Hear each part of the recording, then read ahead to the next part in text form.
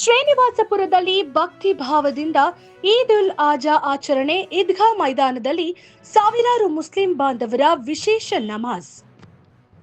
ತ್ಯಾಗ, ಭಕ್ತಿ ಮತ್ತು ಬಲಿದಾನದ ಪ್ರತೀಕವಾಗಿರುವ ಈದ್ ಉಲ್ ಆಜಾ ಅಂದರೆ ಬಕ್ರೀದ್ ಹಬ್ಬವನ್ನ ಪಟ್ಟಣದ ಈದ್ಗಾ ಮೈದಾನದಲ್ಲಿ ಮುಸ್ಲಿಂ ಬಾಂಧವರು ಭಕ್ತಿ ಭಾವದಿಂದ ಹಾಗೂ ಸೌಹಾರ್ದತೆಯಿಂದ ಆಚರಿಸಿದರು. ಬೆಳಗ್ಗೆಯಿಂದಲೇ ಸಾವಿರಾರು ಜನರು ಈದ್ಗಾ ಮೈದಾನಕ್ಕೆ ಆಗಮಿಸಿ ವಿಶೇಷ ನಮಾಜ್ ಸಲ್ಲಿಸಿದ್ದರು. ಮಸೀದಿಯ ಮುಖಂಡರು, ಧಾರ್ಮಿಕ ಗುರುಗಳು ಹಾಗೂ ಸಮಾಜದ ಗಣ್ಯರು ಭಾಗವಹಿಸಿ ಪರಸ್ಪರ ಹಬ್ಬದ ಶುಭಾಶಯಗಳನ್ನ ವಿನಿಮಯ ಮಾಡಿಕೊಂಡರು.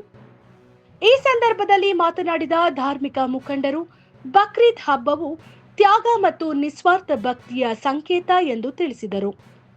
ಇಬ್ರಾಹಿಂ ಅಲೈಹಿಸ್ಸಲಾಂ ಅವರ ವಿಶ್ವಾಸವನ್ನ ಪರೀಕ್ಷಿಸಲು ದೇವರು ಅವರ ಪ್ರೀತಿಯ ಮಗ ಇಸ್ಮಾಯಿಲ್ ಅವರನ್ನ ಕುರ್ಬಾನಿ ನೀಡುವಂತೆ ಆದೇಶಿಸಿದ ಘಟನೆಗೆ ಸ್ಮರಣಾರ್ಥವಾಗಿ ಈ ಹಬ್ಬವನ್ನ ಆಚರಿಸಲಾಗುತ್ತದೆ ಎಂದು ಹೇಳಿದರು. ಕುರ್ಬಾನಿಯ ಮೂಲಕ ಮಾನವೀಯತೆ, ಸಹನೆ, ದಾನ ಮತ್ತು ಭಕ್ತಿಯ ಮೌಲ್ಯಗಳನ್ನ ಜೀವನದಲ್ಲಿ ಅಳವಡಿಸಿಕೊಳ್ಳಬೇಕೆಂದು ಕರೆ ನೀಡಲಾಯಿತು.